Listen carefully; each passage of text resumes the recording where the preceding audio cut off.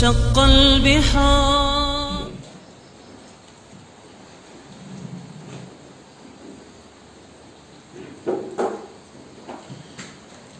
Bismillahirrahmanirrahim. Alhamdulillah nahmaduhu wa nasta'inuhu wa nastaghfiruh wa na'udzu billahi min syururi anfusina wa min sayyiati a'malina may yahdihillahu fala mudilla lahu wa may yudlil fala hadiya lahu wa asyhadu an la ilaha illallah wahdahu la syarika lahu wa asyhadu anna Muhammadan abduhu wa rasuluh amma ba'du.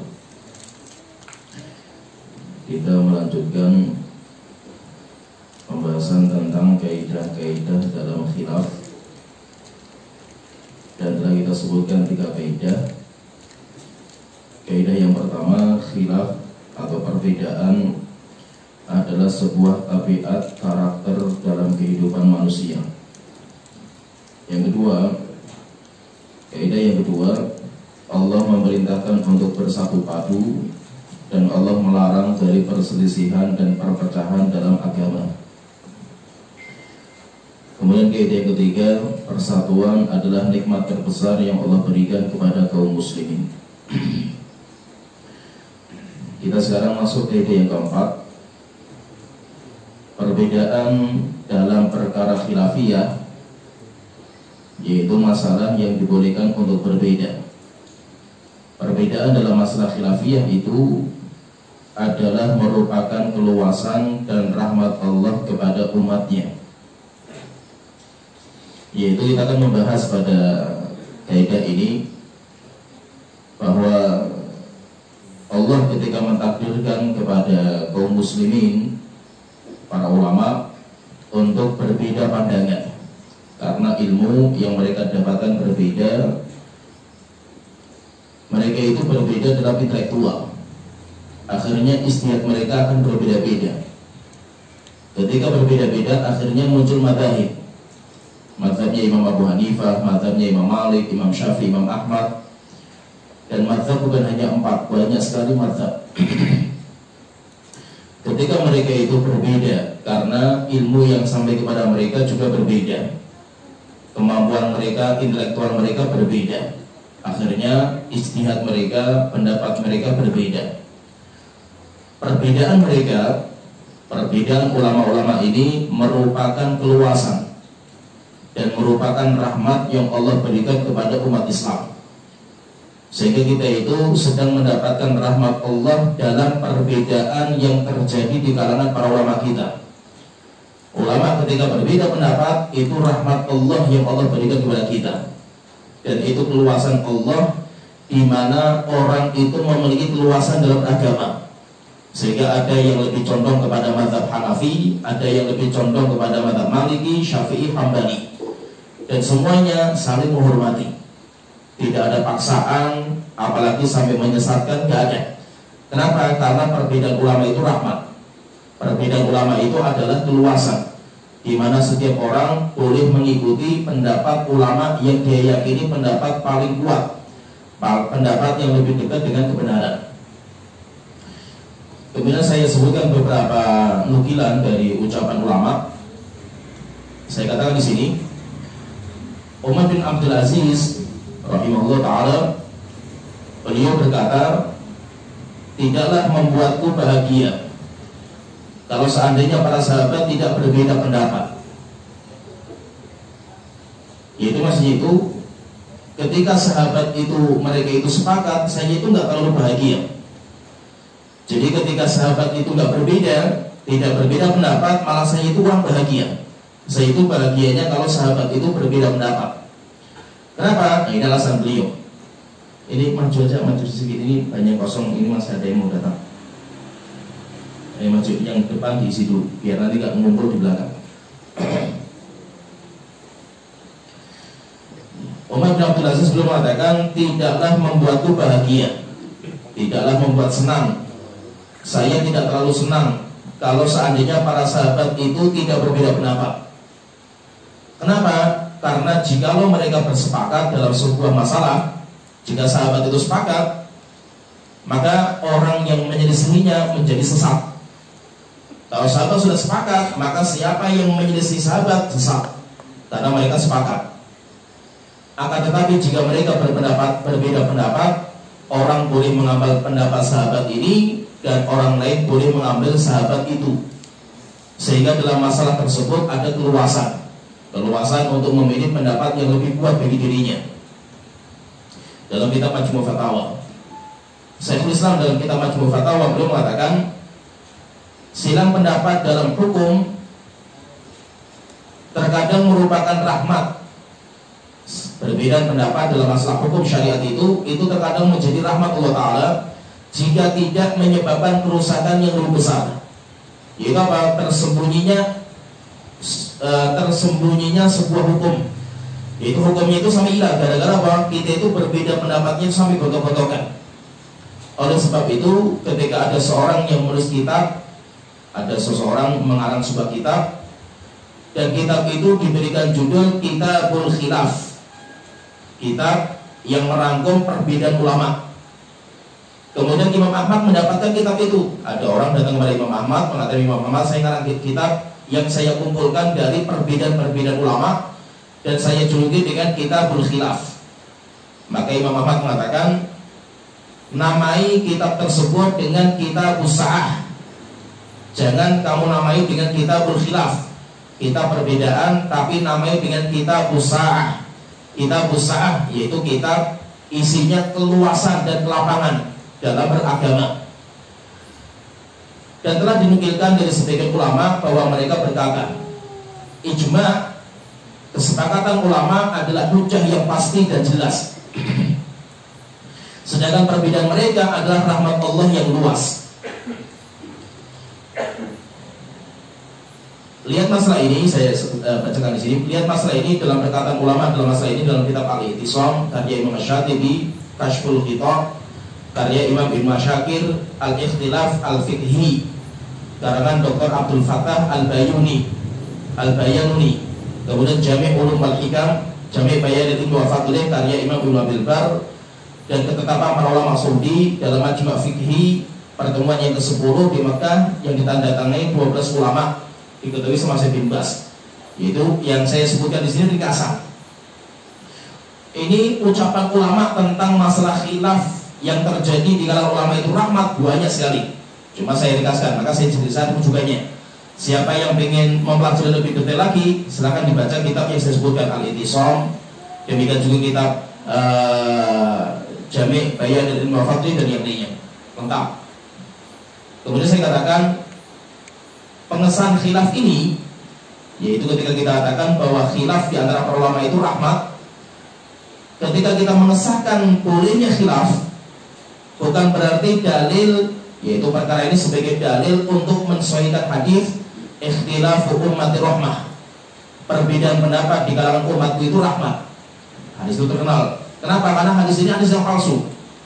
Hadis yang palsu sebagaimana dijelaskan oleh Syalbani dalam kitab beliau, kitab At-Taifah nomor 58, 59, 61. Intinya di sini kita dalam kaidah ini, kaidah penting sekali, bahwa khilaf di antara para ulama ketika mereka berbeda pendapat, ulama-ulama kita itu merupakan rahmat dan keluasan yang Allah berikan kepada kita, yang Allah berikan kepada umat Islam ini. Ketika ulama sudah sepakat, kalau ulama itu sudah sepakat, maka tidak ada pilihan bagi kita kecuali ikut pendapat itu. Kenapa? Karena sudah menjadi kesepakatan ulama. Siapa yang menyelisih kesepakatan ulama, sesat orang itu. Ulama sudah sepakat, tiba-tiba ada orang yang keluar dari ijma'nya ulama, maka berarti orang itu sesat. Tetapi ketika ulama-ulama kita berbeda pendapat, maka itu adalah rahmat, dan itu adalah sa'ah, keluasan, kelapangan dalam agama kita. Sehingga ada orang yang mengikuti pendapat A, boleh juga orang lain mengikuti pendapat B, dan semuanya berada pada rahmat Allah Ta'ala. Tidak ada yang sesat, tidak ada yang keluar dari Islam, tidak ada yang keluar dari kebaikan, semuanya baik. Kenapa? Karena semuanya adalah pendapat ulama-ulama kita. Maka dari itu, yang perlu kita pahami berarti apa? Kalau kita itu berbicara masalah agama, apalagi kita bicara masalah fikih, bicara masalah hukum, agama itu bukan kacang goreng. Bicara masalah agama itu bukan kita duduk di warung kopi, kita sedang nonton bola kayak orang yang dia itu ya lihat bola supporter lah ini. Asyik ngobrol tentang masalah bola, lihat bola, ngobrol di warung kopi, semuanya komentar. Dan semuanya ngomong ini. Sampai terhadap ucapan orang yang menonton ini, masya Allah ini. Ronaldo ketika tidak bisa menggolkan, goblok sekali sih, tinggal nendang saja nggak bisa itu. Biasa orang komentar gampang tinggal ngomong saja itu. Dia tidak tahu lapangan, bagaimana di lapangannya ini. Maka itu apa? Ilmu agama itu bukan main-main. Tidak semua orang boleh bicara, tidak semua orang boleh komentar dalam masalah ini. Kalau urusan dunia bebas, dibuka pintunya sama Allah Ta'ala. Antum a'lamu bi umuri dunyakum, dalam masalah dunia kalian lebih paham. Silahkan kita diskusi masalah dunia, terserah kita. Tapi kalau agama bukan milik kita, agama milik Allah Ta'ala. Setiap yang kita ucapkan ada pertanggungjawaban nanti dari kiamat. Sehingga apa? Setiap kita bicara masalah hukum, apalagi dalam masalah syariat agama Allah Ta'ala, kita harus punya ilmu. Pertama itu ilmu kita apa? Kita sedang diskusi masalah hukum ini. Kita punya ilmu atau tidak? Kalau tidak punya ilmu, diam saja. Tidak punya ilmu, diam saja. Ada seorang ulama yang mengatakan, man takallama fi ghairi fannihi ata bil ajaib. Siapa yang ngomong bukan pada kadar ilmunya, maka dia nanti akan mendatangkan sesuatu yang sangat aneh bin ajaib. Seorang misalkan tukang bakso bicara masalah arsitek itu. Seorang arsitek bicara masalah kedokteran, sehingga kalau rusak, masalah dunia itu rusak gara-gara orang yang bukan bidangnya ngomong. Apalagi bicara masalah agama. Bicara masalah agama, orang yang nggak paham agama, baca Quran nggak bisa, bahasa Arab nggak pernah datang, nggak pernah belajar, nggak tahu apa itu usul fikih, nggak tahu itu namanya mustalah hadis, nggak tahu namanya ilmu ilalul hadis, tiba-tiba ngomong pendapat yang kuat itu pendapat yang ini. Anda itu siapa kok bisa menguatkan ini? Dengan dasar apa Anda itu menguatkan ini? Jadi masalah ini. Oleh itu apa? Kita sekarang bicara masalah agama ini. Pertama itu kita harus punya ilmu. Kalau nggak punya ilmu, diam.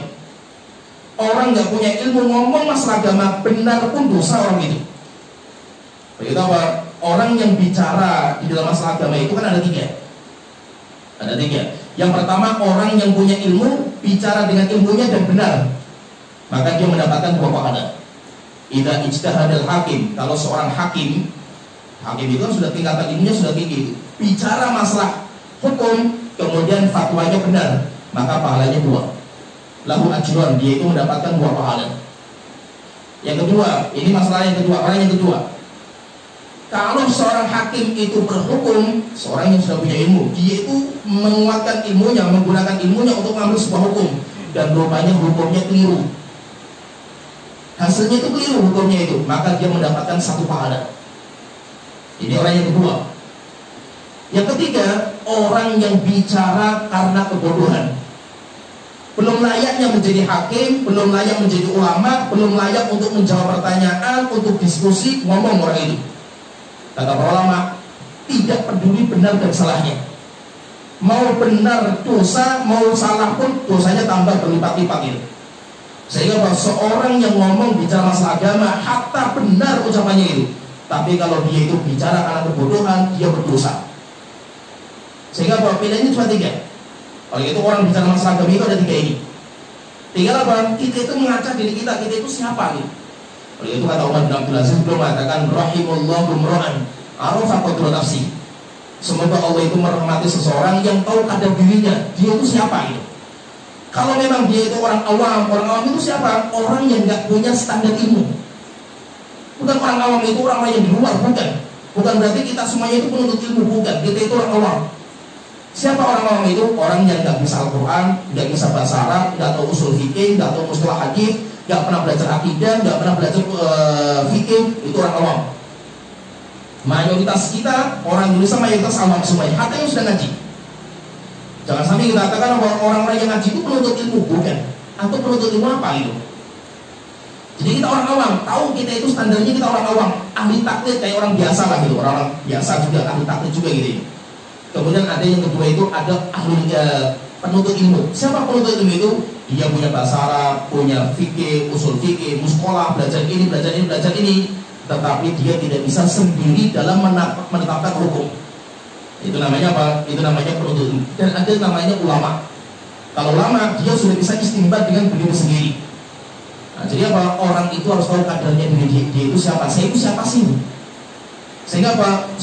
Orang yang tahu kadar dirinya, dia itu akan selamat. Yang bahaya itu apa? Orang nggak tahu kadar dirinya, menganggap dirinya itu ulama, padahal dia itu orang bodoh. Akhirnya apa? Bicara tentang agama karena dia itu menganggap ulama dirinya itu. Akhirnya apa? Mendatangkan sebuah perkara yang ajaib, sebuah perkara yang sangat ajaib gitu. Kenapa? Karena dia itu bukan ahlinya bicara ini. Oleh karena itu apa? Kalau kita bicara masalah hukum itu, apalagi kalau kita itu diskusi, yang perlu kita lihat itu, kita harus punya ilmu, itu harus. Tapi yang perlu kita lihat itu pertama, masalah yang kita diskusikan itu disepakati ulama atau tidak. Jadi nggak main-main itu, ulama sepakat atau enggak. Kita gali semuanya ini, masalah kita mau diskusi masalah ini. Ini ulama itu sepakat atau tidak itu? Cari, oh rupanya sepakat ulama. Kalau sepakat ulama, nggak boleh diskusi. Terjadi perbedaan sedikit, sesat yang lain. Jadi tidak ada pilihan. Kalau ulama sudah sepakat, harus satu pendapat, selesai. Siapa yang berbeda dari pendapat ini, maka dia menyimpang. Kenapa? Karena ulama kita sudah sepakat, tidak ada khilaf dalam masalah itu. Tiba-tiba datang orang, diskusi yang kita diskusi itu, diskusi keluar dari ijma'nya ulama, maka dia sesat. Ini yang pertama, jika masalahnya itu masalah kesepakatan. Yang kedua, jika kita cari masalahnya, oh rupanya masalah khilafiyah. Dan khilafiyah yang masyhur di kalangan ulama kita sudah ada khilaf sejak zaman sahabat sampai sekarang itu. Maka yang bisa kita kerjakan di dalam masalah ini, kalau kita punya ilmu itu, kita itu diskusi. Kita diskusi, mana pendapat yang paling kuat, kita dudukkan masalah. Antum hujahnya apa? Ini hujahnya apa? Ayo kita pelajari satu persatu ini. Tetapi apa? Tidak boleh memaksa. Tidak boleh memaksa. Kamu harus mengikuti pendapat saya, kalau nggak sesat kamu ini. Tidak dibolehkan. Kemudian yang kedua, tidak boleh menjuluki dengan julukan-julukan yang kotor, orang yang berbeda dengan kita. Kemudian yang ketiga, tidak boleh kita jadikan sebagai ajang perpecahan. Khilaf tetap khilaf, mau dimanapun tetap khilaf ini. Dan yang perlu kita pahami itu apa? Ini perlu kita pahami, penting sekali dalam masalah ini. Karena terkadang saya sering dengar, sering lihat itu sikap kita itu yang sangat ngawur. Kita sering kita katakan, oh ini taklid ini nggak punya dalil mereka itu, mazhab Syafi'i itu nggak punya dalil. Apakah yang punya dalil itu hanya Anda saja ini? Terus Anda itu dalilnya apa ini? Yang perlu kita pahami itu apa? Ini perlu kita pahami. Sampai saya bisa mengarang sebuah kitab bagus sekali, Raf'ul Malam an A'immatul A'lam, mencabut celaan bagi ulama-ulama yang berbeda pendapat. Jika ulama berbeda pendapat itu, lisan kita harus kita jaga, jangan sekali mencela mereka. Kata Syekh Utsaimin itu belum mengatakan kaidah asal itu, ulama itu ketika berpendapat pasti mereka itu tujuan mereka mencari kebenaran. Tidak mungkin ulama itu sengaja menyelisih kebenaran, nggak mungkin. Imam Abu Hanifah, Imam Malik, Imam Syafi'i, Imam Ahmad, semuanya ingin mencari kebenaran. Untuk sampai kepada kebenaran, maka mereka itu punya cara. Caranya apa? Caranya itu penunjuknya, dalilnya. Maka pasti ulama itu kalau berpendapat mengatakan hukum ini seperti ini, pasti mereka itu punya petunjuk. Mereka punya dalil, nggak mungkin nggak gitu. Nggak mungkin ulama-ulama kita sekelas Imam Abu Hanifah, Imam Syafi'i, Imam Ahmad, Imam Nawawi dan yang lainnya itu berbicara karena kebodohan, berbicara karena hawa nafsu, itu nggak mungkin sama sekali. Pasti mereka ketika menetapkan hukum Allah, mereka punya hujah. Tapi hujahnya itu terkadang terluputkan di kita. Kita itu terkadang nggak tahu hujahnya mereka ini. Kita nggak tahu itu hujahnya mereka itu apa. Kok mereka pendapatnya seperti ini, hujahnya apa ini? Maka yang wajib kita itu pertama apa? Kita pelajari dulu hujahnya mereka. Orang yang punya pendapat A, ini hujahnya apa sih, kita pelajari dulu itu. Setelah kita pelajari, ayo kita dudukkan itu. Ulama A pendapatnya ini, hujahnya ini. Pendapat ulama B pendapatnya ini, hujahnya ini. Kita dudukkan bareng-bareng ini. Kita pelajari satu persatu. Hujahnya ulama A, hadisnya ini, bagaimana standarnya hukumnya, hadisnya saya atau tidak, bagaimana cara memahami. Yang ucapan B seperti itu semuanya ada cara mendudukkan. Tapi apa? Jangan sembarangan kita katakan ulama itu nggak punya dalil. Sehingga apa? Kita kembalikan kepada dalil. Dalilnya apa Anda itu? Anda punya dalil apa kali itu? Sehingga hati-hati dalam kita itu berbicara, apalagi menyangkut pendapat ulama. Hati-hati, ulama kita orang-orang yang luar biasa. Tidak mungkin mereka itu menetapkan sebuah hukum tanpa dalil. Tapi ulama itu punya standar beda-beda, enggak?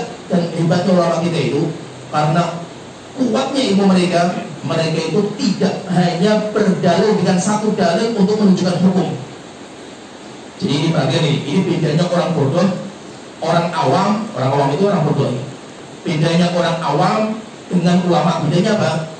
Ulama itu sebelum mereka menetapkan hukum, maka mereka mengumpulkan semua dalilnya. Contohnya misalkan kita mau membicarakan masalah apa? Misalkan kita mau membicarakan masalah hukum menyentuh kemaluan itu batal wudunya atau tidak. Masalah hukum menyentuh kemaluan batal wudu atau tidak. Ulama nggak mungkin mengatakan batal. Setelah itu apa? Cari dalil. Ulama nggak main-main mereka itu. Karena ini agama Allah, bukan agama kita ini. Ulama sebelum menetapkan hukumnya ini kumpulkan semua dalil yang mereka miliki. Al-Qurannya mana, hadisnya mana, ucapan sahabat mana, kumpulkan semuanya. Kalau terjadi khilaf di antara mereka, ada hadis A beda dengan hadis B, maka ulama itu mereka punya cara untuk mengumpulkan. Ketika sudah saring semuanya, kumpulkan semuanya, baru mereka punya pendapat. Kalau pendapat saya, pendapatnya A, misalkan menyentuh kemaluan itu batal. Ada juga ulama yang mengatakan enggak, kalau pendapat saya menyentuh kemaluan itu enggak batal. Ada juga ulama yang mengatakan enggak, itu bidia, menyentuhnya itu karena ada syahwatnya atau tidak. Siapa yang menyentuhnya karena syahwat maka batal.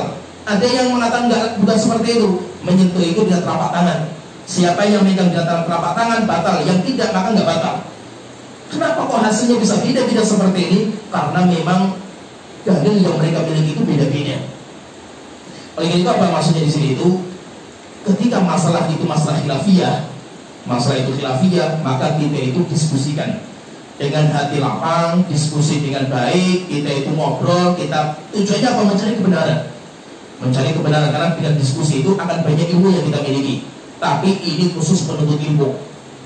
Kalau orang awam nggak bisa diskusi, mau diskusi apa gitu? Mau diskusi, ayo kita diskusi masalah-masalah ini. Antum punya apa gitu? Yo kita punyanya Kompas. Kompas bukan ilmu itu. Kalau seandainya Kompas itu ilmu, yo luar biasa. Ulama semuanya di Indonesia itu raja Kompas, semuanya raja Kompas semua itu. Ilmu bukan seperti ini. Kalau seandainya dengan Kompas orang jadi ulama, ngapain kita ngafal Quran? Ngapain kita capek-capek mondok sampai ke luar negeri, sampai ulama-ulama kita safar mencari hadis dan yang lainnya? Karena ilmu itu harus duduk di majelis ilmu, bukan sekedar Kompas, duduk di WA, duduk di Facebook, baca Google, setelah itu kita jadi ulama semuanya itu. Bukan seperti ini kita belajar ini. Kalau itu apa? Kita itu kalau memang kita mau diskusi itu, Anda siapa? Anda orang yang punya ilmu atau tidak? Kalau nggak punya ilmu, duduk saja, diam-diam. Duduk mendengarkan bagaimana omongan orang yang berilmu supaya kamu dapat ilmu ini. Silakan yang bicara itu orang yang punya ilmu, sehingga dia bisa diskusi, punya hujah masing-masing ini. Tapi kalau orang awam itu diam saja itu. Yang jadi masalah itu apa? Ketika orang awam itu berbicara, yang merusak ilmu agama itu orang awam ketika ngomong. Ketika ada orang ngomong, ya kita diam saja. Mau ngapain kita bantah? Kita bantah pakai apapun bingung itu. Oleh karena Imam Syafi'i belum mengatakan tidak ada orang yang bisa mengalahkan saya dalam debat kecuali satu orang. Ada satu orang yang kalau saya berdebat dengan orang itu saya mending ngalahin. Kenapa? Karena saya nggak bisa menang ini. Siapa itu? Orang paling dulu. Kalau saya debat sama orang bodoh, mending saya diam gitu. Kenapa? Karena nggak punya apa-apa. Mau apa debatnya? Pakai apa gitu? Pakai Quran nggak hafal Quran gitu. Mau debat pakai bahasa Arab, nggak tahu bahasa Arab gitu. Kita mau diskusi tentang Al-Quran, bocah ini kita preteli itu. Mereka nggak paham bahasa Arab itu. Terus mau apa gitu? Kita mau bicara masalah kaidah usul fikih, bagaimana menetapkan hukum dalam masalah fikih itu harus ada usul fikih itu. Mereka pun nggak pernah dengar namanya usul fikih itu apa ini. Bicara masalah hadis, sesuai atau tidaknya, mereka pun nggak pernah belajar usul fikih itu, masalah hadis. Terus kita mau diskusi apa gitu? Oleh itu apa? Kita hati-hati kalau masalah kita diskusi itu hati-hati. Kita agama itu bukan warung kopi. Agama itu bukan kacang goreng yang setiap orang boleh makan, setiap orang boleh ngobrol, boleh nimbrung, bukan. Ini biarkan urusan orang-orang yang berilmu. Kalau nggak punya ilmu, diam saja. Kewajiban Anda yang bodoh, yang tidak punya ilmu itu bertanya. Fas'alu ahla dzikri in kuntum la ta'lamun. Tanya kepada orang yang punya ilmu. Kalau kamu nggak punya ilmu, kewajiban kita itu saja. Bertanya, belajar. Kalau kamu punya ilmu, diskusi. Ayo kita diskusi ini. Maka itu kalau kita lihat masalah yang kita khilafkan itu, yang sedang kita diskusikan itu, kita lihat ini masalah sepakat ulama Kalau sepakat selesai, kita nggak boleh diskusi. Ngapain kita diskusi? Masalah cuma satu kan gitu. Pendapat cuma satu. Kalau ada dua pendapat malah sesat. Sehingga kalau masalahnya itu adalah masalah yang disepakati oleh para ulama, tidak ada kecuali kita itu mengikuti saja. Tetapi kalau masalah itu khilaf, masalah khilaf, dan masalah khilaf ini luar biasa dalam sekali masalahnya ini. Tidak bisa cuma satu kitab, dua kitab, satu dalil, dua dalil, nggak bisa. Khilafiyah itu banyak sekali, luas sekali pembahasannya itu. Maka itu apa? Jika memang itu masalah khilafiyah, maka kita harus duduk belajar lebih dalam lagi. Sehingga apa? Kalau memang itu terjadi khilaf, kita sudah diskusi sampai kita sudah diskusi ini. Kemudian kok nggak ketemu juga ya? Si fulan tetap di atas pendiriannya, saya juga pendirian saya itu. Maka tetap kita itu saudara. Dan kita tidak boleh memaksa. Tidak boleh kamu kalau nggak ikut saya kamu sesat itu. Berarti kamu bukan salafi itu. Siapa yang tidak berjenggot maka dia bukan salafi. Siapa yang tidak menggerakkan jari ketika tasyahud bukan salafi. Salafi bukan masalah itu. Salafi, ciri salafi itu masalah akidah yang disepakati oleh para ulama. Khilafiyah nggak bisa jadi standar itu salafi. Salafi itu yang nggak kunut.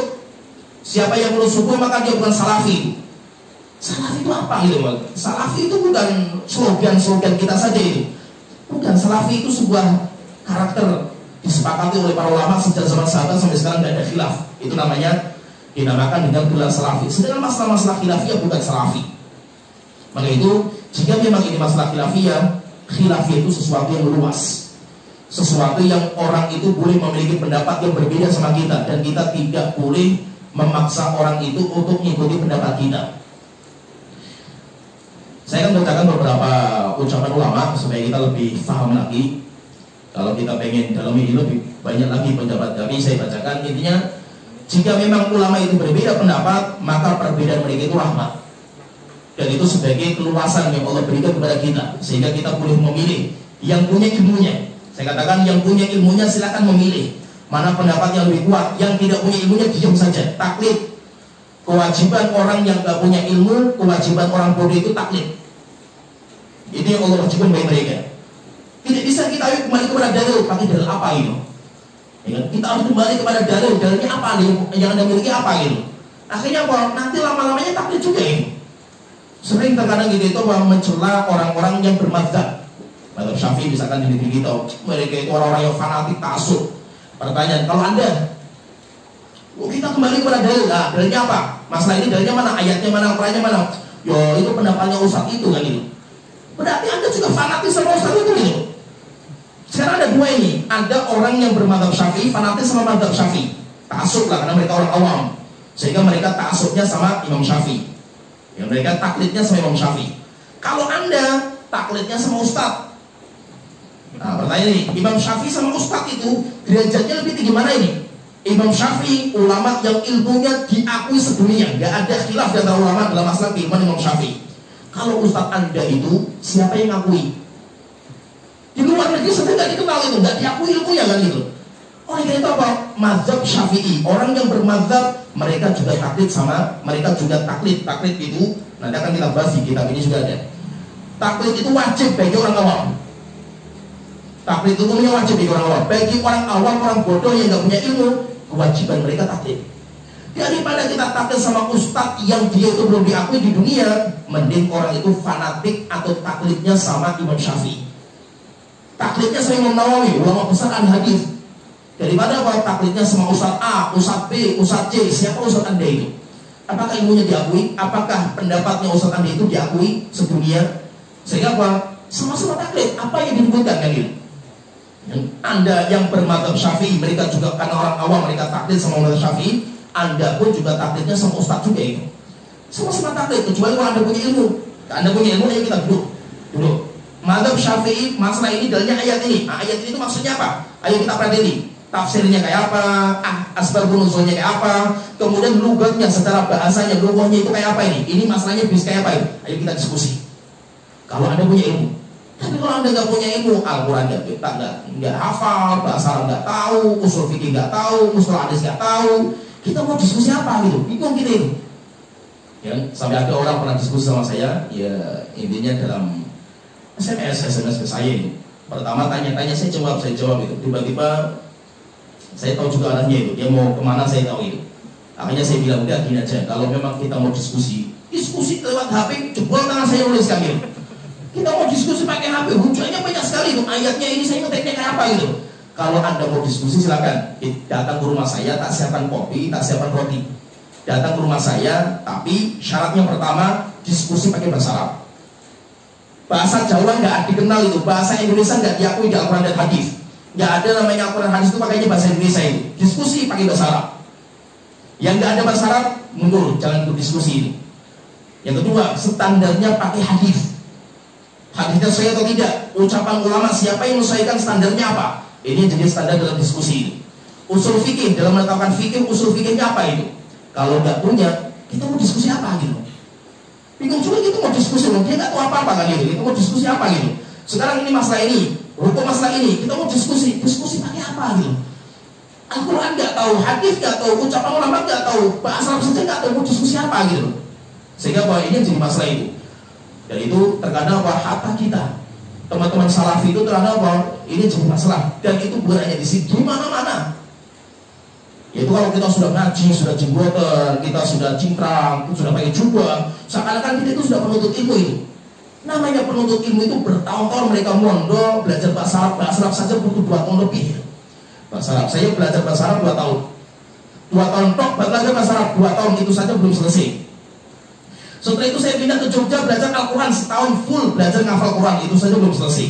Saya lanjut di Yaman. Di Yaman saya belajar lagi Al-Quran, saya lanjutkan, bahasa Arab dilanjutkan, belajar usul fikih, mustalah hadis, belajar mazhab dari bermacam-macam mazhab, Syafi'i, Hambali, Syaukani, Dhahiri saya belajar. Demikian juga mau apa saja, banyak ilmu yang kita pelajari. Itu saja kita banyak masalah diam. Kenapa bicara masalah agama nggak main-main ini? Sehingga saya, antum yang sudah sering ikut kajian, saya tahu sekali, nggak pernah saya bikin majelis tanya jawab. Kalau mau bertanya pribadi, nggak mau saya jawab di tempat majelis seperti ini. Kenapa? Saya setiap jawab satu masalah akan ditanya oleh Allah nanti di hari kiamat. Sehingga kalau setiap saya ngomong masalah agama itu, saya akan dipertanggungjawabkan nanti di hadapan Allah Taala. Sehingga kalau seorang ustaz tahu sekali ini, berat sekali orang bicara masalah agama itu, sehingga kalau kebanyakan mereka diam. Bukan berarti mereka itu nggak tahu pertanyaan.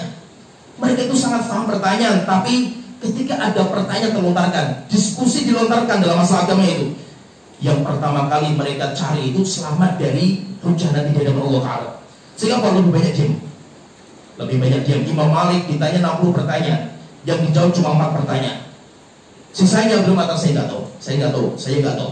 Sampai akhirnya orang yang bertanya dari Imam Malik, kalau engkau nggak tahu, terus saya pulangnya gimana itu? Maka Imam Malik mengatakan, kalau kamu pulang, kamu umumkan di atas masjid, di atas mimbar, Imam Malik orang bodoh. Umumkan saja di sana itu, Imam Malik orang bodoh. Kenapa? Karena kalau kita itu ditanya masalah agama, kita diskusi masalah agama, bukan kita ngomongnya yang penting, bukan. Yang penting itu apa? Kita selamat nanti di hadapan Allah Ta'ala. Apalagi bicara masalah agama, ada seorang ulama, imam besar mazhab Syafi'i, Imam Ibnu Daqiq Al-Id, ulama besar al-hadis, mazhabnya Syafi'iyah. Beliau duduk di fatwa. Beliau duduk, banyak orang bertanya, satu orang tanya, jawab. Karena beliau mufti. Akhirnya dikritiki sama sebagian ulama, ada orang tanya kepada beliau, Imam Malik, Imam Ibnu Daqiq Al-Id. Setiap orang bertanya, kok jawabnya itu? Apakah kamu nggak mau di hadapan Allah Ta'ala? Yang nanti semua ucapan itu akan dipertanggungjawabkan di hadapan Allah Ta'ala. Akhirnya apa kata beliau? Demi Allah, tidaklah saya ngomong satu huruf ketika bicara masalah agama, kecuali saya sudah siapkan jawaban saya di hadapan Allah Ta'ala. Saya tahu nanti Allah akan bertanya saya, apa alasan kamu ngomong seperti itu masalah agamaku? Maka ketika nanti saya ditanya sama Allah Ta'ala, saya sudah siapkan jawabannya. Jawabannya karena ayat ini, wahai Allah Ta'ala. Saya ngomong karena ada hadis ini, wahai Allah Ta'ala. Saya bicara seperti ini karena saya punya rujukan ini, wahai Tuhanku. Itu yang akan saya jawab nanti di hadapan Allah Ta'ala. Dan saya tahu, setiap saya ngomong masalah agama nanti akan dipertanggungjawabkan di hadapan Allah Ta'ala. Sehingga sudah saya siapkan semuanya jawabannya itu. Oleh itu apa? Bicara masalah agama bukan main-main itu. Hati-hati kita bicara masalah agama itu. Kalau kita itu nggak paham, kita orang bodoh, kita orang awam, mending kita belajar duduk diam. Kalau kita itu sudah belajar, coba nanti kalau kita sudah belajar agama, tahu capeknya, beratnya, susahnya belajar agama itu, baru kita itu tahu rupanya bodoh sekali diri kita itu. Orang yang nggak pernah belajar menganggapnya masya Allah, top jenggotan panjang, jubahan, luas ulama wis itu. Apalagi bisa ngajar TPQ dipanggil ustaz, terus petenteng orang itu kan itu. Coba dia masuk belajar bahasa Arab, rupanya ngafal nahwu, shoroh, fi'il, fa'il, susah juga itu. bulan nggak dapat apa ini nahwu sorof ini. Baru tingkatan bahasa Arab, dan bahasa Arab itu ada 10 ilmu. Tuh, bahasa Arab itu ada 10 ilmu itu. Di antaranya nahwu sorof. Antum kalau belajar nahwu baru 1/9 dari ilmu bahasa. 1/9-nya. Ada nahwu, ada sorof, ada balaghah, ada macam-macam. Itu baru ilmu bahasa Arab. Belum antum masuk ke mustalah hadis. Kita belajar mustalah hadis sampai di Yaman lebih dari 10 kitab. Dan itu pun belum selesai itu. Itu baru mustalah hadis. Dalam mustalah hadis banyak sekali ilmunya. Ada namanya ilmu rijal, ada namanya ilmu tashih dan tad'if, alus macam-macam. Itu hanya ilmu hadis. Kita masuk ke tafsir. Tafsir mau kemana itu?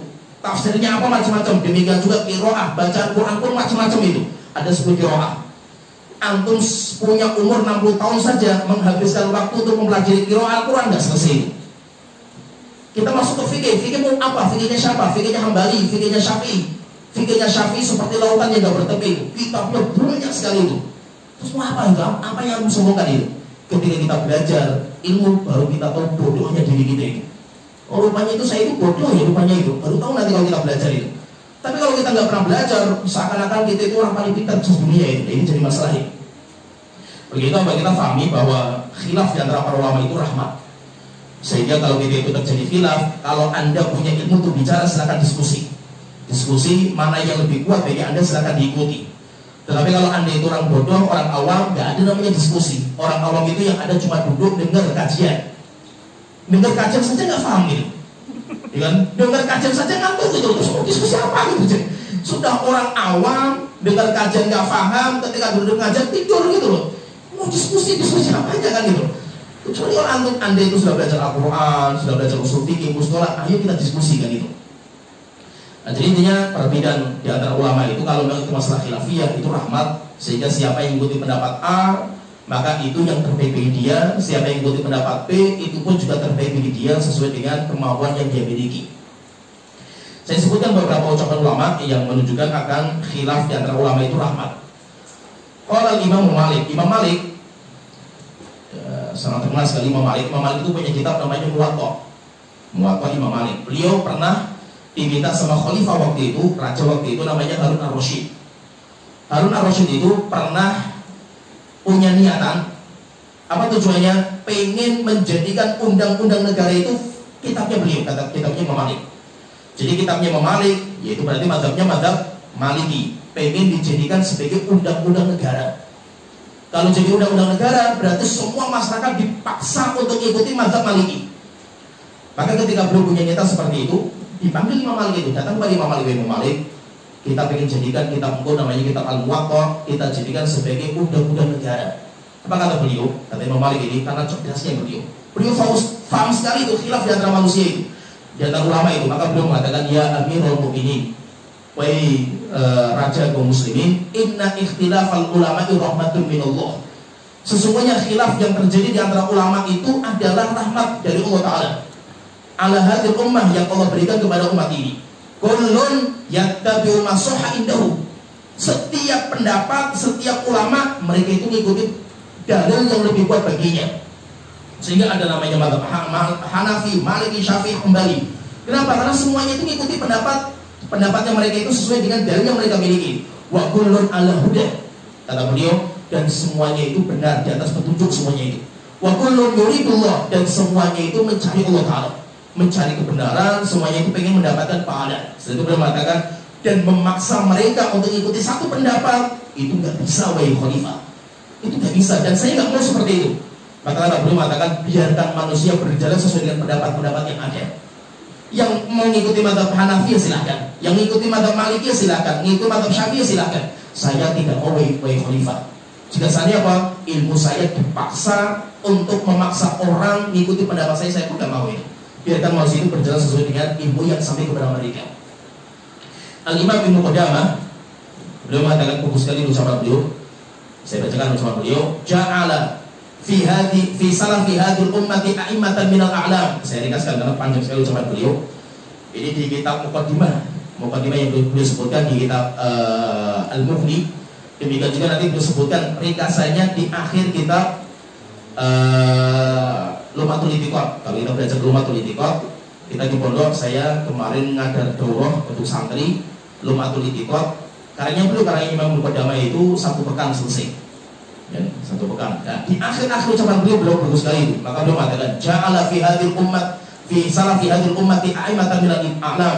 Segala puji bagi Allah Ta'ala yang telah menjadikan setiap umat itu ada ulama-ulamanya. Ulama-ulama setiap umatnya itu mahadabihim qawaidul Islam, yang Allah mudahkan bagi para ulama-ulama mereka itu kaidah-kaidah dalam Islam.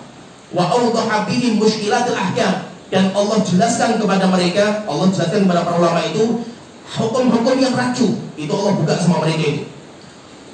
Ittifaquhum hujjatun qati'atun, maka beliau mengatakan, maka kesepakatan ulama itu adalah hujjah yang sangat pasti. Wa ikhtilafuhum rahmatun wasi'atun, dan perbedaan mereka adalah rahmat Allah yang luas. Tahyal qulubu bi akhbariha, di mana hati manusia bisa hidup dengan ilmu-ilmu mereka. Wa tahsulu sa'adatu bi ittifaqi atharihim, dan kebahagiaan bisa kita raih dengan kita mengikuti petunjuknya mereka. Tsumma ikhtassallahu bihum nafara, setelah itu berjalan waktu, setelah itu Allah pilih hanya beberapa orang yang jadi rujukan. Aqdarahum, yang Allah muliakan kedudukan mereka. Wa manasibahum, dan tingkatan mereka. Wa aqwal dhikrahum, dan Allah kekalkan penyebutan nama mereka. Wa madzhabahum, dan madzhab-madzhab mereka. Fa'ala aqwalihim bidarul ahkam, dan di atas orang-orang yang Allah pilih ini hukum itu berjalan. Wa bi madzhabihim yufti fuqahaul Islam, dan dengan madzhab mereka ulama-ulama Islam setiap zaman itu berfatwa. Yaitu siapa? Allah pilih cuma 4. Siapa itu? Imam Abu Hanifah punya madzhab, Imam Malik punya madzhab, Imam Syafi'i punya madzhab, Imam Ahmad punya madzhab, dan itu yang Allah pilih. Sedangkan madzhab-madzhab yang lainnya hilang. Begitu apa? Dan semua berjalan sampai sekarang tidak ada ulama yang gak bermadzhab. Siapa yang gak bermadzhab malah dipermasalahkan sama para ulama. Ibu kamu dari mana itu? Sehingga apa? Semua ulama sampai sekarang sepakat bahwasanya madzhab yang disepakati dibolehkan untuk diikuti itu hanya 4. Dan itu semuanya karena rahmatnya Allah Ta'ala. Al-Imam Al-Munawi beliau mengatakan faqtilaful madzahibi nikmatun kabirah, perbedaan mazhab itu nikmat yang sangat besar. Wa fadilatun jasimah, dan karunia Allah yang sangat mulia. Khussat biha hadhihi ummah, yang Allah khususkan diberikan hanya kepada umat Islam saja. Orang Kristen gak punya, orang Yahudi gak punya, tetapi Allah berikan kepada umat Islam perbedaan mazhab, di mana setiap orang boleh mengikuti pendapat yang lebih kuat baginya. Oleh itu intinya kalau kita perhatikan di sini itu ulama-ulama kita itu ketika mereka berbeda pendapat, perbedaan mereka itu rahmat yang Allah Ta'ala berikan kepada kita. Maka setiap orang silahkan dia itu meneliti, dia itu silahkan mencari pendapat yang paling kuat itu yang mana. Saya berusaha mengatakan, saya bacakan ucapan beliau dari nasihat dari kita, nasihat kepada kita semua. Saya berusaha mengatakan wa amma ikhtilaful ahkam, sedangkan perbedaan dalam masalah hukum fa'aktsar min an yadhabit, sangat banyak sekali sampai kita itu sudah tidak bisa menghitung itu. Sholat saja dari awal sampai akhir semuanya khilafiyah. Kita mau bicara masalah apa? Dalam masalah sholat pada itu yang setiap hari Rasul mengerjakan. Anehnya kenapa kok sampai kepada kita itu ilmunya berbeda gitu? Ya, kenapa kok berbeda? Kalau Rasul sholatnya sendiri, sahabat di belakangnya beliau semua sholatnya Rasulullah itu. Kenapa kok mereka itu menyampaikan kepada kita bisa beda-beda itu? Akhirnya apa? Terjadilah perbedaan di antara ulama. Zaman kita berbeda, kenapa? Sahabat ini menyampaikan kepada ilmunya beda-beda gitu. Sehingga apa? Terjadilah perbedaan pendapat di antara kita. Itu apa? Perbedaan ulama dalam masalah fikih itu sudah tidak bisa dihitung lagi jumlahnya itu. Setelah itu beliau mengatakan, walau kana kullama ikhtalafa muslimani fi syai'in. Ini nasihat penting sekali, penting paham ini. Saya terus lagi mengatakan seperti ini. Walau kana kullama ikhtalafa musliman, maka jika seandainya setiap ada 2 orang muslim, ada 2 orang muslim berbeda pendapat dalam satu masalah, kahajara, kemudian saling menghajar, saling memboikot, saling menyesatkan, saling membelakangi, lam yabqa bainal muslimina ismatun wal ukhuwah. Kalau seperti ini, setiap kita berbeda, kita itu saling menyesatkan, saling membelakangi, saling memboikot, kata beliau, tidak tersisa lagi persaudaraan dan isma itu saling menjaga di antara kaum muslimin. Setelah itu belum mengatakan, walau kana Abu Bakar wa Umar sayyidul muslimin. Memang Abu Bakar dan Umar itu merupakan pemimpinnya kaum muslim, manusia terbaik. Ya tanazza'ani fi asya', Tetapi Abu Bakar dan Umar saja berbeda dalam masalah yang banyak. Padahal apa? Mereka berdua itu muridnya Rasulullah SAW. Orang yang paling dekat sama Rasul itu ya Abu Bakar dan Umar itu. Tapi ketika Rasul meninggal dunia, mereka berdua pun banyak berbeda itu. Layak usani ilal khair. Tetapi ketika mereka berbeda pendapat, tidaklah mereka cari kecuali kebenaran. Semuanya itu beda, pengen cari kebenaran semuanya itu. Tetapi apa? Akhirnya mereka itu saling menghormati. Oleh itu ketika kita itu melihat seperti ini, berarti tidak ada pilihan bagi kita kecuali kita itu saling menghormati dalam masalah khilafiyah yang terjadi. Jadi intinya kalau kita perhatikan di sini berarti masalah yang terjadi yaitu masalah agama itu ada dua. Ada masalah ittifaqiyah, masalah yang disepakati oleh ulama. Kalau yang disepakati maka itu hujjatun qati'atun, seperti yang dicatatkan sama Imam Imam Ibnu Qudamah. Beliau mengatakan ijtima'uhum ittifaquhum hujjatun qati'atun. Kesepakatan para ulama itu merupakan hujjah yang kuat. Wa ikhtilafuhum rahmatun wasi'atun. Sedangkan perbedaan pendapat di antara mereka itu rahmat Allah yang luas. Dan itu harus kita pahami. Maka yang penting itu apa? Anda itu harus tahu ini masalah khilaf atau ini masalah kesepakatan gitu. Terkadang itu apa? Kita nggak tahu ini yang khilaf yang mana, yang sepakat yang mana. Sampai kepada kita sebuah ilmu seakan-akan masalah kesepakatan itu, padahal itu masalah khilafiyah itu. Kalau kita preteli semuanya itu, kita mau preteli itu, kita kalau punya ilmu itu, kita preteli semuanya itu, hampir masalah-masalah yang kita jadikan seakan-akan itu manhaj al-sunnah itu semuanya masalah khilafiyah. Anda mau bicara masalah apa? Anda mau bicara masalah talqin mayit di kuburan, khilaf di antara para ulama. Anda mau bicara masalah membaca Quran dihadiahkan kepada si mayit, khilaf di antara para ulama. Anda mau bicara masalah jenggot, bagaimana hukum memanjangkan jenggot, khilaf di antara para ulama. Dan bahkan ada yang mengatakan wajib untuk dicukur melebihi genggaman tangan, pendapat Abdullah bin Umar. Siapa yang punya jenggot lebih dari genggaman tangan maka dicukur, wajib. Coba lihat itu. Ada yang wajib untuk mencukur, terus kita mau apa itu? Ada yang masalah isbal, khilaf di antara para ulama, mau apa lagi itu? Imam Nawawi mengatakan yang dilarang dalam masalah isbal itu kalau sombong, kalau enggak. Terus mau apa lagi antum itu? Kita mau bicara masalah apa lagi yang mau kita khilafkan itu? Masalah gerakan jari teruncuk, itu masalah baru Syalbani yang mentenerkan, sebelumnya nggak pernah dikenal itu. Ya, terus mau apa lagi antum itu? Kita mau bicara masalah apa itu? Khilaf semua masalah cadar khilaf juga di antara para ulama. Apalagi masalah akidah, banyak masalah akidah yang kita yakini akidah sunnah itu masalah khilafiyah. Sehingga sebelum kita bicara, apalagi menyesatkan orang, kita perlu dudukkan ini masalah apa gitu. Apalagi masalah-masalah yang baru yang zaman dulu nggak pernah ada ya. Masalah politik, pemilu, bagaimana hukum nyoblos. Antum mau cari dalilnya pun nggak ada itu. Siapa yang melarang nyoblos, mana dalilnya itu? Zaman sahabat nggak ada itu. Yang pemilu zaman dulu nggak pernah ada itu. Demokrasi zaman baru kan itu. Terus apa gitu? Oleh itu apa? Banyak masalah-masalah itu masalah-masalah khilafiyah karena kurang ilmu kita. Akhirnya apa? Akhirnya kita menganggap ini masalah sepakat. Siapa yang tidak sepakat ini sesat itu. Akhirnya apa? Kita ini bahaya. Yaitu kita itu bahaya dalam masalah ini. Kita bicara sesuai dengan kadar kebutuhan kita. Kalau memang kita misalkan Anda mengatakan bahwasanya jenggot itu wajib dipanjangkan, tidak boleh dipotong karena banyak sekali dia rugi. Silakan Anda yakini itu. Tetapi apa? Jangan menyesatkan pendapat orang lain yang mengatakan hukum jenggot itu sunnah. Kalau Anda misalkan mengatakan musbil itu haram, silakan, karena banyak ulama yang pendapatnya seperti itu. Tapi ketika Anda mengatakan sesat, orang yang mengatakan musbil itu misalkan makruh, ini sesat ini, itu hati-hati. Kenapa? Banyak ulama yang mengatakan seperti itu juga ini. Maka kita dudukkan masalahnya itu. Ini kita mau diskusi masalah apa ini? Ini masalah khilafiyah. Kalau masalah khilafiyah tidak ada kecuali apa? Lapang dada. Nah itu Syekh ini beliau menulis sebuah kitab bagus sekali, namanya Kitabul Ilmi. Membuat bab bagus sekali, babnya itu Rohabatus Sadr fi Masail dan Khilaf. Hendaknya setiap kita itu lapang dada. Kita itu lapang dada dalam masalah-masalah khilafiyah. Itu. Akhirnya beliau menyebutkan banyak sekali masalah-masalah itu. Dan beliau mengatakan bahwa setiap kita mendapatkan sebuah masalah di mana ulama berselisih pendapat, tidak ada cara kecuali apa? Kita lapang dada. Kalau Anda mau mengatakan pendapat A, silakan.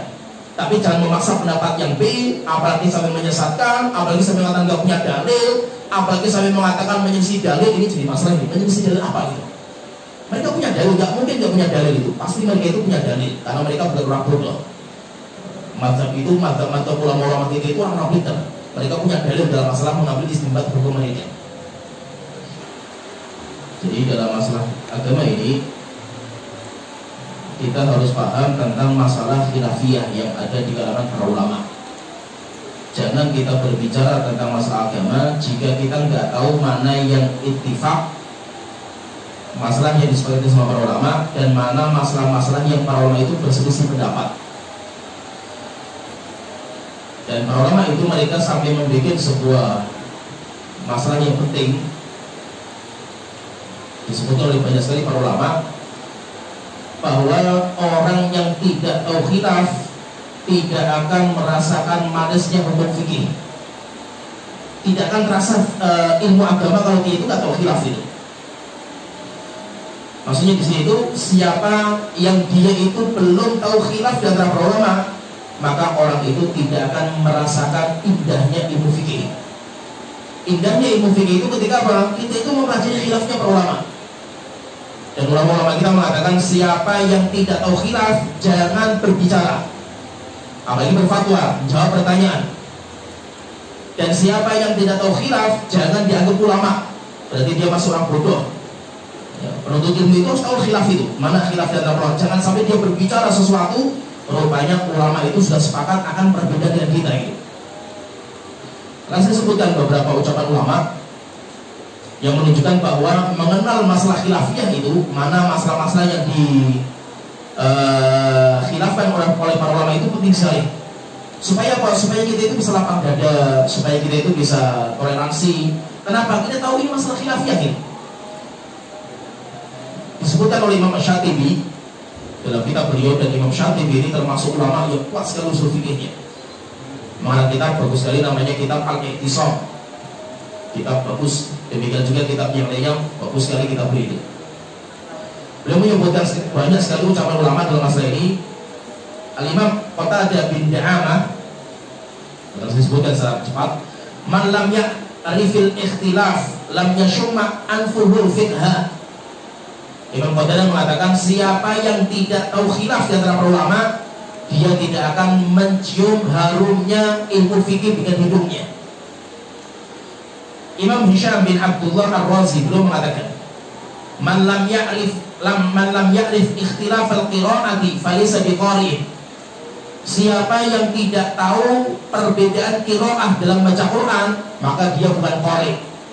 Namanya orang yang qari', yang kuat ilmu qira'ahnya itu yang tahu 10 qira'ah, itu baru dinamakan orang yang qari'. Wa man lam ya'rif ikhtilaf al-fuqaha falaysa bifaqih. Siapa yang tidak tahu perbedaan ulama fikih, maka jangan dianggap orang itu ahli fikih. Berkata Imam Aqil bin Abi Rabah, ulama tabi'in, beliau mengatakan, la yanbaghi li ahadin an yuftin nasa. Tidak boleh seorang pun untuk berfatwa kepada orang. Fatwa itu apa? Termasuk menjawab pertanyaan. Kita kalau jawab pertanyaan, kita itu sudah berfatwa itu, hati-hati. Beliau mengatakan tidak layak bagi orang untuk mengeluarkan fatwa kepada manusia hatta yakuna aliman bi ikhtilafin nas, sampai dia itu tahu sekali tentang perbedaan manusia, perbedaan ulama. Fa innahu illam yakun kadzalika, karena kalau dia itu nggak tahu perbedaan ulama, radda minal ilmi ma huwa urthaqu minal ladzi fi yadihi, pasti dia nanti akan menolak ilmu-ilmu yang lebih kuat dalilnya daripada apa yang dia miliki. Al-Imam Ayyub As-Sikhtiyani, demikian juga Imam Ibnu Uyainah beliau mengatakan, ajsarun nasu 'alal fuqiyah. Orang yang paling ceroboh, orang yang paling ceroboh dalam masalah fatwa, beliau mengatakan amsaluhum ilman bi ikhtilafil ulama. Orang yang paling rendah ilmunya tentang perbedaan ulama. Al-Imam Malik beliau mengatakan, kata Imam Malik, la tajuzul fuqiyah illa liman 'alima makhtalafan nasu fihi. Tidak boleh orang berfatwa kecuali orang-orang yang sudah mengetahui perbedaan di kalangan ulama. Fakir lahu, maka belum ditanya. Imam Malik ditanya, ikhtilafu ahli ra'yi wa Imam Malik, apakah maksudnya itu perbedaan ulama-ulama fikih? Maka beliau kata, lah, bukan.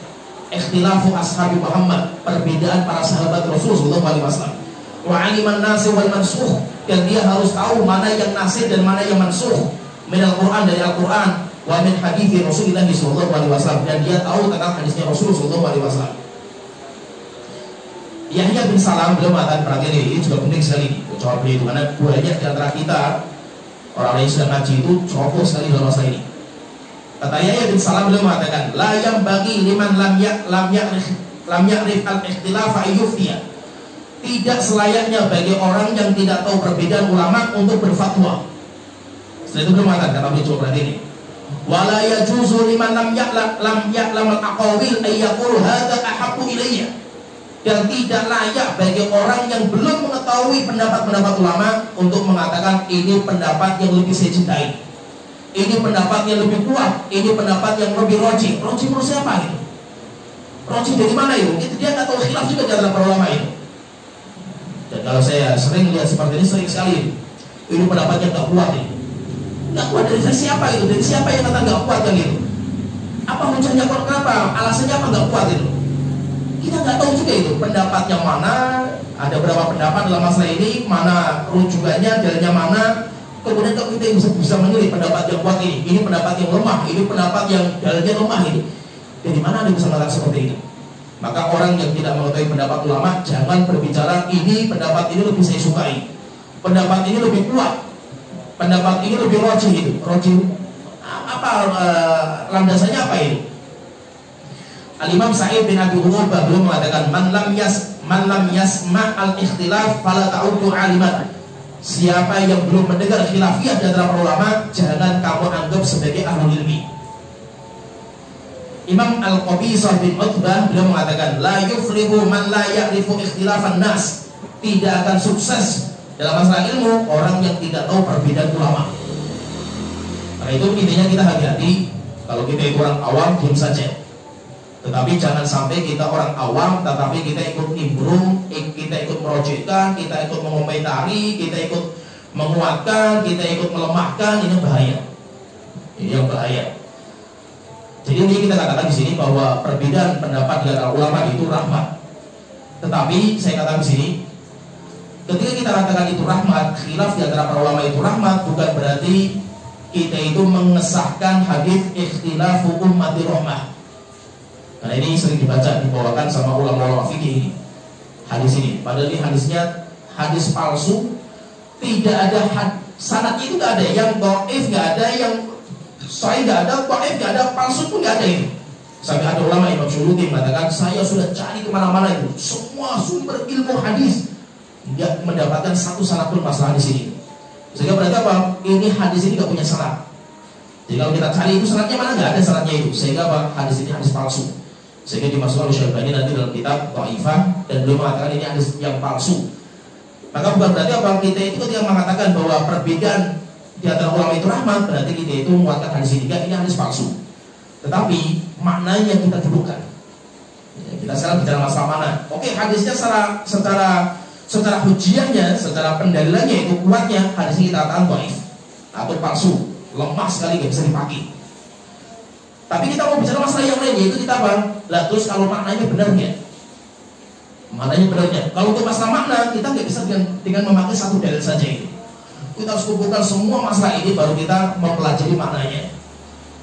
Syekh Shalih Al-Syekh bagus sekali beliau itu ketika menyebutkan nanti di syarah, ketika beliau itu menjelaskan kitab Lumatul I'tiqad di akhir-akhir itu bagus sekali. Beliau mengatakan khilaf di antara para ulama itu terkadang bisa menjadi rahmat, terkadang bisa menjadi azab. Ini paham ini paham. Ini masalah maknanya. Kita bukan bicara masalah hadisnya. Hadisnya jelas palsu hadisnya itu.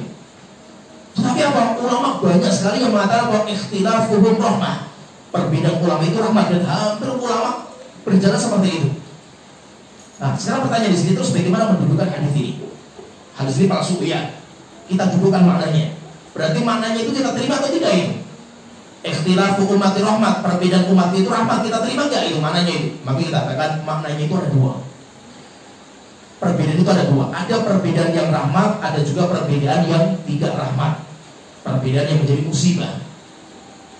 Perbedaan yang rahmat itu apa? Ini berarti ini saya pahami. Yang dimaksud dengan perbedaan rahmat itu, perbedaan itu bisa menjadi rahmat itu dilihat dari terbukanya ijtihad Paham ini? Ketika ini masalah khilafiyah itu sehingga ulama berbeda-beda. Ada yang mendapat A, B, C dan yang lainnya. Maka perbedaan mereka itu menjadi rahmat. Maksudnya rahmat itu apa? Rahmat dilihat dari terbukanya pintu bagi orang untuk istihad. Sehingga apa? Kita boleh menggunakan pendapat kita. Kita boleh menggunakan ilmu kita untuk meneliti mana yang kuat ini. Sehingga apa? Dibuka pintunya sama Allah Ta'ala. Sehingga dinamakan keluasan. Keluasan apa? Keluasan untuk meneliti, untuk menelaah, untuk mendiskusikan, untuk mencari mana yang lebih kuat itu. Jadi dilihat rahmatnya itu di sini. Ya, paham ya? Dilihat khilaf menjadi rahmat itu karena terbuka lebar pintunya untuk meneliti. Ini jadi menjadi rahmat, jadi khilaf menjadi rahmat. Tapi kalau khilafnya dilihat dari pendapatnya, hasilnya, karyanya itu, dilihat dari hasil karyanya ulama yang berbeda-beda, jelas ini musibah. Ya, paham ya nih, saya ngomong ini. Jadi perbedaan pendapat itu rahmat atau bukan, maka ada dua. Dilihat dari cara itu. Jadi metode mereka sampai akhirnya terjadi perbedaan metodenya, maka itu rahmat. Tapi dilihat dari hasilnya, jelas itu musibah. Itu azab. Kenapa? Karena banyak terjadinya gesekan, banyak terjadi perpecahan, banyak terjadi sampai bunuh-bunuhan. Itu karena perbedaan mazhab. Bagaimana kalau perbedaan mazhab, hasil mazhab ini membuat perpecahan dahsyat di tubuh kaum muslimin. Tetapi akan menjadi rahmat. Kenapa? Karena pintu ijtihad itu terbuka ini. Jadi kalau dilihat dari caranya, itu rahmat. Tapi kalau dilihat dari hasilnya, itu musibah. Ini paham ya? Kenapa ya? Contohnya gini, saya contohkan misalnya. Kita mau bahas satu bahasan. Bagaimana hukum membaca Al-Quran bagi makmum, membaca Al-Fatihah bagi makmum misalnya. Kita akan ini masalah khilafiyah. Maka ketika ini masalah khilafiyah, itu akan menjadi rahmat. Maksudnya rahmat itu apa? Terbuka pintu, silakan meneliti. Bagi orang yang punya ilmu, orang yang punya basic agama kuat, maka dia akan meneliti. Ya, ulama terbagi menjadi berapa pendapat ini. Ada yang mengatakan bahwasanya makmum tetap wajib baca Al-Fatihah. Ada yang mengatakan makmum nggak wajib, hukumnya sunnah. Ada juga yang mengatakan nggak, dirinci lagi. Jika memang dia itu mendengar ucapan imam dalam sholat jariyah, maka dia itu diam. Tapi kalau dalam sholat sirriyah, maka dia itu wajib membaca. Ada juga orang yang mengatakan nggak, standarnya bukan sirriyah dan jariyah. Standarnya itu telinga makmum mendengar bacaan imam atau tidak. Kalau dia mendengar bacaan imam, maka gugur kewajiban. Kalau dia tidak mendengar, maka dia wajib membaca. Jadi khilaf di antara ulama. Ini punya dalil A, ini punya dalil B, ini punya dalil C. Akhirnya apa? Menjadi rahmat bagi kita. Bagi apa? Bagi kita itu, karena kita itu boleh meneliti. Ayo kita bukukan ini. Pendapat A seperti ini, dalilnya ini. Pendapat B dalilnya ini. Kita bukukan dalil mereka itu. Setelah itu apa? Mana sih pendapat yang paling kuat itu? Oh, kalau bagi saya setelah saya teliti, pendapat yang lebih kuat itu pendapat yang ini misalnya. Itu menjadi rahmat bagi saya. Kenapa? Karena saya itu boleh meneliti. Paham ya? Tapi kalau dalam masalah yang sepakat, sudah tertutup pintunya, nggak boleh meneliti. Mau meneliti apa? Sepakat para ulama, nggak ada khilaf itu. Contohnya misalkan ini, sholat 5 waktu hukumnya apa? Hukumnya wajib. Selesai. Mau meneliti apanya gitu? Atau mau membuka, ayo kita mau diskusi apa lagi? Antum diskusi malah bisa sesat, bisa kufur gitu, nggak main-main itu. Kenapa? Semua ulama mengatakan bahwasanya sholat waktu itu punya wajib, tidak ada khilaf. Ketika ini masalah ittifaqiyah, maka pintunya tertutup. Nggak ada namanya kita itu diskusi, nggak ada namanya kita itu istihad lagi, nggak ada namanya kita itu meneliti, nggak ada. Tutup pintunya itu. Maka nggak ada rahmat bagi kita bagi ini. Tetapi kalau masalah khilafiyah itu akan menjadi rahmat. Kenapa? Karena pintu istihad terbuka lebar. Sehingga sampai sekarang boleh nggak kita itu meneliti? Boleh. Apalagi bagi penuntut ilmu. Misalkan saya belajar sudah banyak sekali ilmu dan saya sudah belajar banyak mazhab. Di Yaman itu, saya belajar mazhab Hambali.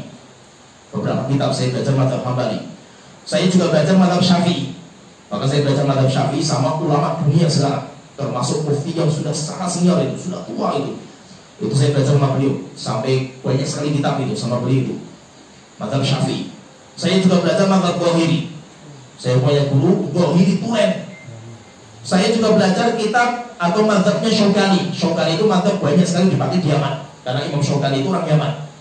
Imam Syafi'i itu dulunya di Zaidiyah, setelah itu ke Syafi'iyah, setelah itu dia berdiri sendiri karena kuat hadisnya beliau itu. Kita belajar ini, bahkan terkadang itu, ini cerita saja dari Yaman ini. Cerita di Yaman itu. Yang paling keras itu perbedaan itu antara Syafi'iyah dan Dhahiriyah. Itu keras sekali perbedaan. Bahkan apa? Ulama-ulama Syafi'iyah tidak menganggap Dhahiriyah itu sebagai standar ijma. Standar ijma. Jadi Dhahiriyah itu tidak dianggap ulama. Mereka tidak menganggap ulama itu. Sehingga ulama Syafi'iyah biasa ini ijma, sepakat ulama itu. Walaupun Dhahiriyah menyelisih. Kenapa? Dhahiriyah tidak dianggap ulama bagi mereka itu. Sedangkan Syafi'iyah bagi Dhahiriyah dianggap yang paling lemah hujahnya itu. Nah di Indonesia itu kebanyakan teman-teman kita Salafi itu kebanyakan itu Dhahiri. Kebanyakan Dhahiri, termasuk Syalbani. Syalbani itu nanti kebanyakan itu metode beliau itu Dhahiriyah. Dan beliau dipakai di Indonesia kan kitabnya beliau Syalbani kan itu. Walaupun beliau bermadzhab ya Syalbani itu, tapi dia berdiri sendiri itu. Dan kebanyakan rujukannya malah Dhahiriyah. Demikian juga di Indonesia itu mayoritas teman-teman Salafi itu madzhabnya Hambali. Karena kebanyakan orang ustaz Indonesia itu yang LC, doktor itu kan ustaz Saudi Arabia. Saudi kebanyakan madzhabnya Hambali. Sedangkan di masyarakat kita Syafi'i. Jadi tempur itu antara Dhahiri, Syafi'i, Hambali di Indonesia ini. Akhirnya apa? Wajar kalau Syafi'i itu sering diributkan di kalangan masyarakat. Kenapa diributkan? Karena fikih kita memang kebanyakan fikih kalau nggak Dhahiri, kita itu Hambali. Salafi yang bermadzhab Syafi'i dipermasalahkan juga manhajnya itu. Ini bukan manhaj Salafi itu. Gara-gara Syafi'iyah itu. Jadi masalah juga itu. Sampai ramai, sampai saya pernah debat di grup Multaqat Duat, yaitu kumpulan para dai-dai Salafi se-Indonesia. Ketika bicara masalah fikih Syafi'i, ada beberapa ustadz yang meremehkan madzhab Syafi'i, debat lama saya di situ itu. Jadi maksudnya di sini bahwa terkadang teman-teman Salafi itu sangat kopi dengan Syafi'iyah itu. Jadi dia itu apa ya, seakan-akan Syafi'i itu kayak apa gitu. Maksudnya itu dipandang sebelah mata itu. Masalahnya itu Anda itu belum belajar madzhab Syafi'i. Cuma kalau belajar madzhab Syafi'i, apalagi belajar sama madzhab yang sudah sampai tingkatan tinggi. Memang kalau kita belajar madzhab itu, metode madzhab, jadi saya sebutkan sedikit biar Anda paham itu. Mungkin di Indonesia itu masih metodenya masih di tengah. Hampir mayoritas, misalkan kata yang ulama-ulama Syafi'iyah yang ada di Indonesia itu ilmunya masih di setengahnya itu. Kita buat metode madzhab itu belajar kitab matan. Kitab yang intinya cuma pendapat yang paling kuat dalam madzhab. Sehingga kalau antum baca itu kayak baca Quran itu nggak ada dalilnya, nggak ada pendapat ulama. Ulama itu cuma itu matan Abi Syuja.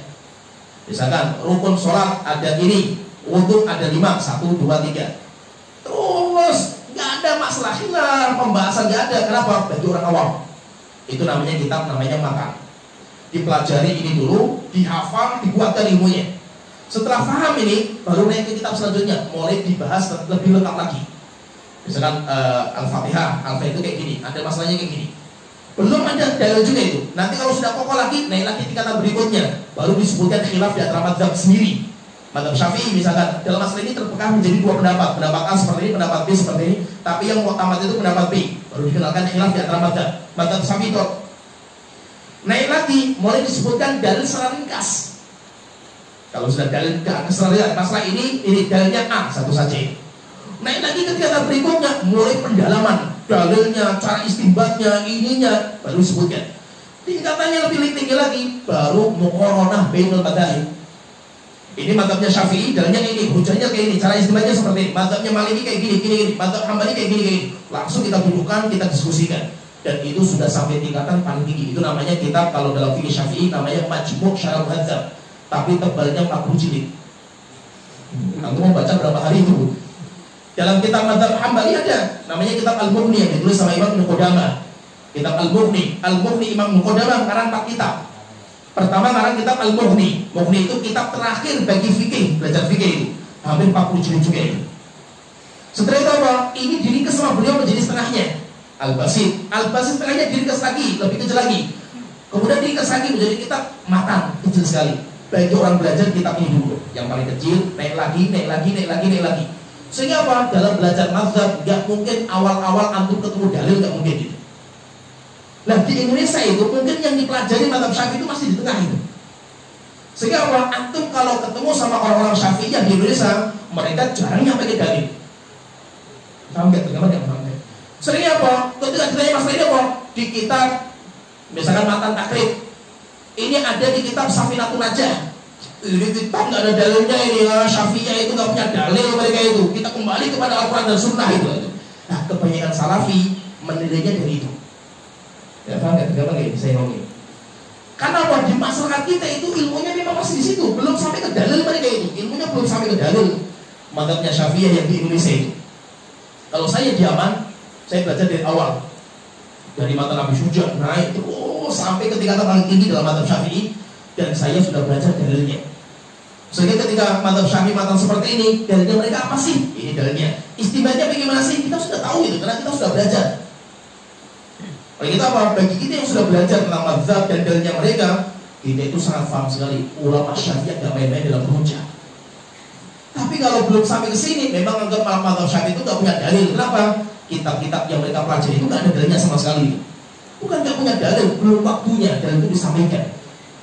Nah, jadi apalah di sini terkadang Salafi itu beda sama usaha Salafi kan. Kalau usaha Salafi kan mesti dalilnya ini, masalah ini dalilnya ini, masalah ini dalilnya ini. Dari awal sudah dikenalkan dalil. Tapi kalau dalam mazhab tidak seperti itu. Kenapa? Karena tidak akan kokoh orang belajar fikih kalau pakai dalil. Tidak akan kokoh ini. Kokohnya itu pakai mazhab. Mazhab itu metodenya apa? Menguasai masalahnya dulu. Kita mau bicara masalah ini, masalahnya itu kayak gini, paham gak sih itu? Kamu paham gak ini? Paham, oke. Jalan lagi, masalah ini lagi, paham gak? Paham, jalan lagi terus sampai nanti baru ke dalil. Jadi itu nanti, kalau dalam mazhab itu nanti belum waktunya di awal-awal. Tapi kalau kebanyakan Salafi itu langsung dari awal dalilnya ini, dalilnya ini, dalilnya ini. Akhirnya kita itu seakan-akan pinter dalil, tetapi bahasa Arab kita nggak bisa. Ya. Al-Quran nggak bisa, bahasa Arab nggak bisa. Oh, dalilnya nggak punya dalil itu, dalilnya benar seperti ini, dalilnya benar seperti itu mana gitu? Ya kata Ustadz itu ngomongnya gitu kan? Kenapa? Karena Ustadznya menyampaikan orang awam itu langsung pakai dalil. Bagi orang awam nggak bisa seperti itu, harus ada tingkatannya itu. Sampai kapan gitu itu harus kita keluarkan dalilnya itu, apalagi masih bicara masalah fikih. Begitu metodenya berbeda, begitu kalau kita itu pahami nanti kita itu paham sekali.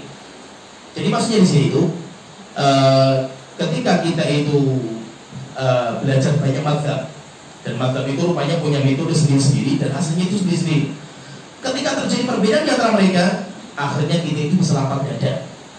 Karena saya itu belajar Hambali, saya belajar Syafi'i, saya belajar Dhahiri, saya juga belajar Syaukani, akhirnya kita itu paham.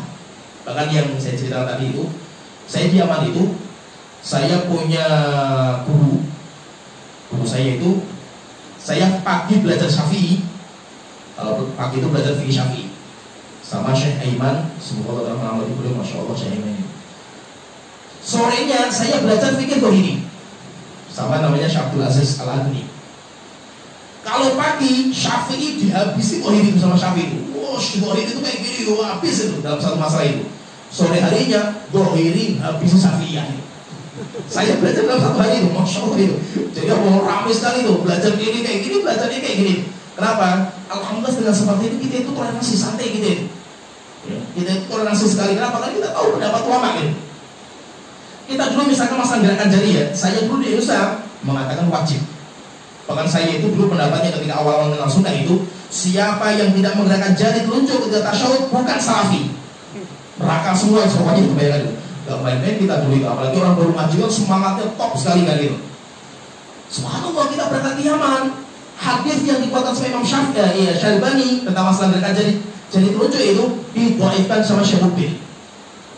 Kita belajar di Yaman kaget juga, masya Allah Syekh Mubil mendhaifkan. Guru saya Syekh Abu Hasan mengatakan hadisnya dhaif. Syalbani mensahihkan. Jadi kita tahu kan, oh Syalbani mensahihkan, Syekh Mubil, Syekh Abu Hasan mendhaifkan. Kita baca lagi pendapat Syekh Utsaimin udah tidak aja daripada dhaif dan sahihnya kita kumpulkan saja. Banyak riwayat kita kumpulkan, kita katakan menggerakkan jari itu ketika berdoa. Sehingga kalau kita dulu tasyahud, tetap masih lempeng terus. Ketika kita mengatakan doa misalkan Allahumma inni a'udzubika min adzabi jahannam baru digerakkan. Pendapatnya Syekh Utsaimin. Baru tergambar, oh masya Allah ulama-ulama ini. Sehingga kalau ada orang menggerakkan jari, saya tenang saja, silakan diamalkan itu. Kenapa? Karena Syalbani pendapatnya seperti itu. Saya tahu sekali ujiannya Syalbani. Ada pendapat yang menggerakkan, saya tahu juga karena pendapat ulama-ulama Yaman tidak menggerakkan. Sehingga fleksibel. Maka itu apa? Yang penting itu belajar. Kita itu harus belajar. Semakin kita itu dalam nanti belajar, maka kita itu ilmunya semakin kuat. Akhirnya apa? itu nanti semakin sakit dalam masalah khilafiyah. Oleh karena itu maksudnya di sini, khilaf itu akan menjadi rahmat dilihat dari dua sisi. Ada dua sisi yang perlu kita lihat. Yang pertama, dilihat dari caranya. Dilihat dari cara berbeda. Kalau mereka bisa berbeda, caranya kenapa gitu? Maka itu menjadi rahmat. Kenapa? Karena mereka dibuka pintunya sama Allah Ta'ala. Silakan istinbat, cari dalil, cari Quran, cari hadis. Mereka dibuka pintunya sama Allah Ta'ala. Akhirnya ulama itu memiliki kemampuan mereka. Setelah itu akhirnya terjadi perbedaan. Dilihat dari pembukaan pintu untuk meneliti dalil Quran dan hadis, maka itu menjadi rahmat karena dibuka luas sama Allah Ta'ala. Paham ya? Tetapi kalau dilihat dari hasilnya, di mana pendapatnya itu macam-macam itu, akhirnya kalau dengan pendapat yang berbeda-beda, saling gontok-gontokan, manusia kaum muslimin itu saling mentahdir, kemudian juga saling membelakangi, saling memboikot, maka jelas ini perbedaan yang ada itu musibah itu. Maka itu apa? Ketika kita katakan khilaf itu menjadi rahmat, dilihat dari cara mereka berbeda pendapat. Tetapi khilaf menjadi musibah dilihat dari hasil karyanya mereka. Sehingga para ulama menjadi ketika berbeda-beda, umatnya pun juga khilaf itu berbeda-beda. Karena umatnya itu manusia awam itu nggak tahu cara menyikapi, akhirnya setiap perbedaan dijadikan ajang untuk gontok-gontokan. Jadi yang terjadi di masyarakat kita seperti itu.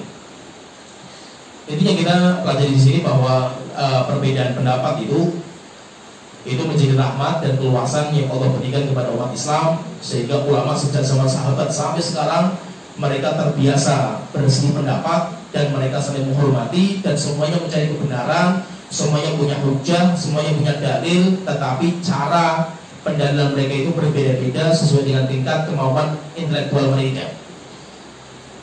Sampai di sini pembahasan kita, nanti insya Allah kita lanjut lagi kaidah-kaidah. Intinya kita di sini karena yang kita pelajari itu metode kita itu bagaimana cara menyikapi khilaf, ya saya cuma menyebutkan masalah ini saja itu. Saya tidak akan menyebutkan masalah kemudian ini dalilnya mana, hukum ini, ya karena ini bukan waktunya. Kecuali nanti kalau kita bahas 3 contoh yang kita bahas, kita nanti akan membahas tentang masalah kunut subuh, menggerakkan jari dan jumlah rakaat sholat tarawih. Baru nanti kita dudukkan masalahnya. Ulama-ulama dalam masalah ini itu khilafnya ada berapa? Dalilnya mereka apa? Kemudian bagaimana yang kuat? Bagaimana cara kita mendudukan ini? Mungkin akan saya sebutkan sedikit. Tetapi di sini tidak mungkin saya sebutkan banyak. Kenapa? Karena cara istinbat itu kebanyakan larinya itu kepada bahasa Arab. Karena kalau saya nanti kalau menjelaskan terlalu rinci, antum nggak paham itu. Antum nggak paham itu. Biasanya kalau saya ngajar di pondok sama santri-santri yang sudah paham bahasa Arab, itu baru saya detailkan pembahasannya ini, masalah-masalah kayak gini. Tapi kalau antum bingung, saya sama santri saja itu ngajar santri yang sudah senior itu, yang sudah bahasanya Arab kuat itu. Terkadang itu saya masih nahan juga itu. Kenapa? Setiap saya menyebutkan sebuah dalil, istinbatnya kayak apa, kemudian cara menyikapinya kayak apa, santri saja terkadang bingung. Kenapa? Karena kaidah mereka belum kuat, usul fikihnya belum kuat, usul hadisnya belum kuat. Akhirnya apa? Mereka sendiri nggak paham itu. Apalagi antum, usul fikih itu apa saja nggak paham kan itu. Mustalah hadis itu makan apa lagi mustalah hadis itu. Nah, saya mau menyebutkan cara yang pendapatnya paling bagus, coba saya jelaskannya kan gitu. Kenapa? Semuanya larinya ke istinbat. Istinbat itu cara mengambil hukumnya. Ayat ini, kok bisa ayat ini tuh hukumnya kayak gini tuh? Caranya kayak apa itu? Caranya ini, karena kaidahnya ini, karena ininya, karena ininya, karena ininya. Itu semuanya nanti larinya ke bahasa Arab. Ya, sebenarnya sini waktu kemana? Alhamdulillah, Muhammad wa ala alihi wasallam.